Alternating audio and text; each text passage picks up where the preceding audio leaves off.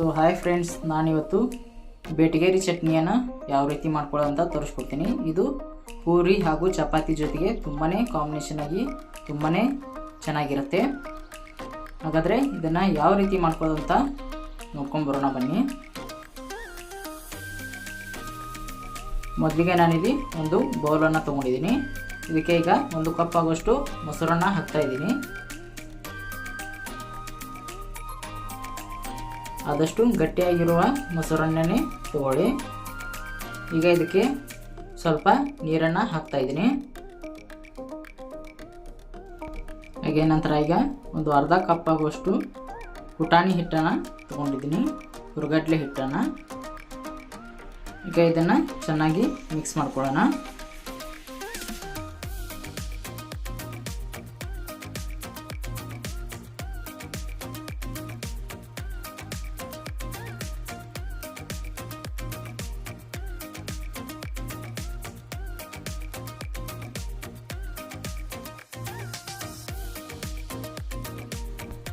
ಈಗ ಚೆನ್ನಾಗಿ ಮಿಕ್ಸ್ ಮಾಡಿದ ನಂತರ ಇದಕ್ಕೆ ಸ್ವಲ್ಪ ಸಿಹಿಗೆ ತಕ್ಕಾಗೆ ಸಕ್ಕರೆಯನ್ನು ಹಾಕ್ತಾಯಿದ್ದೀನಿ.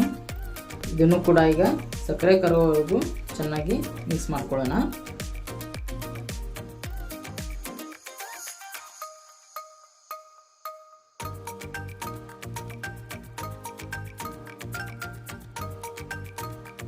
ಈಗ ಸಕ್ಕರೆ ಎಲ್ಲ ಕರಗಿದೆ.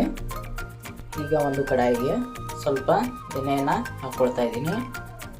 ಎಣ್ಣೆ ಬಿಸಿ ಆದ ನಂತರ ಇದಕ್ಕೆ ಸಾಸಿವೆ ಮತ್ತು ಜೀರಿಗೆ ಒಂದು ಸ್ವಲ್ಪನೇ ಹಾಕ್ಕೊಳ್ತಾ ಇದ್ದೀನಿ. ಸಾಸಿವೆ ಸಿಡಿದ ನಂತರ ಈಗ ಸಣ್ಣದಾಗಿ ಕಟ್ ಮಾಡಿರೋ ಈರುಳ್ಳಿನ ಹಾಕ್ಕೊಳ್ತಾ ಇದ್ದೀನಿ. ಹಾಗೆಯೇ ಸ್ವಲ್ಪ ಕರಿಬೇವು, 4 ಹಸಿರು ಮೆಣಸಿನಕಾಯಿಯನ್ನು ಕಟ್ ಮಾಡಿಬಿಟ್ಟು ಹಾಕ್ಕೊಳ್ತಾ ಇದ್ದೀನಿ. ಈಗ ಇದನ್ನು ಚೆನ್ನಾಗಿ ಹಸಿ ವಾಸನೆ ಹೋಗೋವರೆಗೂ ಫ್ರೈ ಮಾಡ್ಕೊಳ್ಳೋಣ.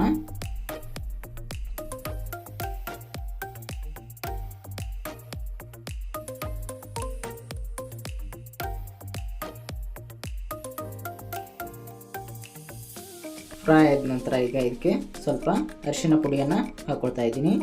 ಹಾಗೆಯೇ ರುಚಿಗೆ ತಕ್ಕಷ್ಟು ಉಪ್ಪನ್ನು ಸಹ ಹಾಕ್ತಾ ಇದ್ದೀನಿ. ಈಗ ಇದನ್ನು ಕೂಡ ಚೆನ್ನಾಗಿ ಮಿಕ್ಸ್ ಮಾಡ್ಕೊಳ್ಳೋಣ.